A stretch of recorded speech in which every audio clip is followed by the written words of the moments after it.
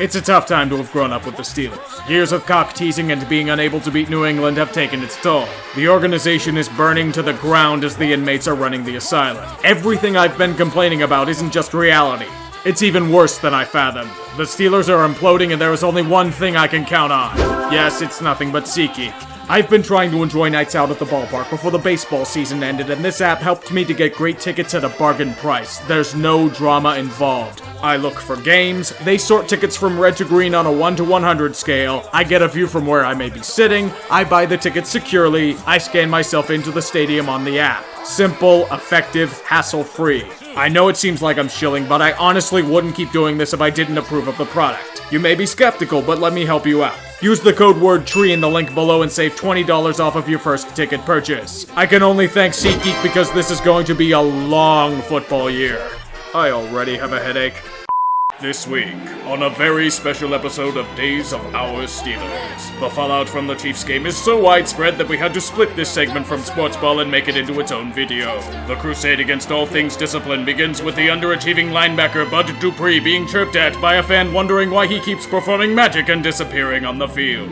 Dupree unleashes his inner 12-year-old and says that he's with his girl. Little did we all know that during their hookup, the girl role-played as a quarterback and Bud couldn't get anywhere near her. Refusing to be outshined by his players after a sideline tantrum, Antonio Brown chooses to respond to his own critic in the form of a former PR representative of the Steelers. He said that he was nothing without Big Ben. He carried AB to his contract and reputation. Total blasphemy in his eyes. The living version of Narcissus chooses the high road this time and tweets to the man, "Trade me. Let's find out." As the world explodes in a sea of arrogance and short-sightedness, AB reinforces his work ethic and drive by no showing practice the very same day. Now the panic really starts setting in. Coach Tomlin once again covers his ears and refuses to comment on Brown's antics. The diva eventually returns to practice the next day, only to be given a light punishment from the team. He will not be benched for the next game, just a small spanking and a few bucks in terms of fines. What does AB do after this regard? Flip out on the media yet again. His actions are the result of those dang dirty sports pundits who scar his wonderful name. Just like Stormy Daniels, whom is caught up in her own web of controversy as she alleges an affair between her and Donald Trump. During this unholy tryst, Trump had a right hand at his side, Captain Fatfuck. He was chosen to personally escort her back to her hotel room, and maybe get some sloppy seconds as well. Daniels alleges that Ben wanted a goodnight kiss, i.e. tap that ass like an oil reserve. Stormy refused and went into her room as Big Ben awkwardly sat there and knocked on the door for a few minutes. He should have tried to evade the pocket a few times, then throw deep to an open wide receiver. Too bad he would have overthrown him by 15 yards. Thus leads to our prodigal son in this drama, Le'Veon Bell. Bell is once again away from the team for the personal sabbatical of relaxing and barely lifting a finger in Miami. The Steelers have all but thrown their hands in the air and removed him from the active roster, but that doesn't stop Le'Veon from crying poor. "Just pay me," he cries from his 5-figure jet ski. He needs to be compensated fairly.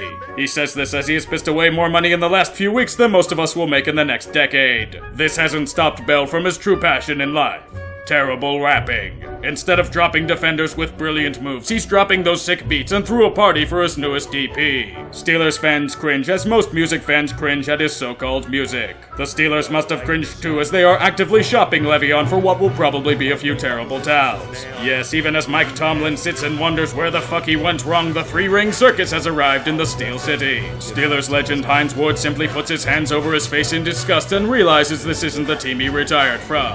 Perhaps we can call it karma for their arrogance, or just years of neglecting to treat the cancer as it metastasizes into a wide-scale infection. The law will be laid down, the whips will be cracking, and the fear of God will be put into the hearts of every man in that locker room. This renaissance will begin against the hotshot Buccaneers, led by a man whom the Steelers know well in Ryan Fitzpatrick. The Steelers proceeded to remove the curtain behind the imposter and realized that this is, yes, Fitzception. The Buccaneers proceeded to walk themselves off the plank on drive after drive with a combination of self-inflicted wounds and ref balls. To try and atone for these sins, Chris Conti offered himself as sacrifice to a vengeful stiff arm courtesy of Vance McDonald. He is currently wanted for third-degree murder in Florida. Even as the Steelers were as undisciplined as they were off the field, they coasted to a strong lead by halftime. Despite the so-called cruise control, the Steelers proceeded to let the foot off the gas and turtle. The result was Tampa Bay lining up their ships next to the drama-laden Steelers port as they nearly blow a 20-point lead. Despite all attempts from the defense to reinforce that they are indeed terrible, Pittsburgh escapes with a lucky victory. Regardless of the media narrative changing, this win proceeds to leave the Pittsburgh faithful with more questions than answers. Does this team have any sort of self-control? Can this defense even stop a light breeze?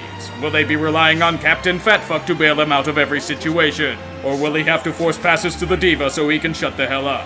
As I fear that this season is peaking far too early, it's time to conclude another episode of Days of Our Steelers. Hope to God I never have to split this off again.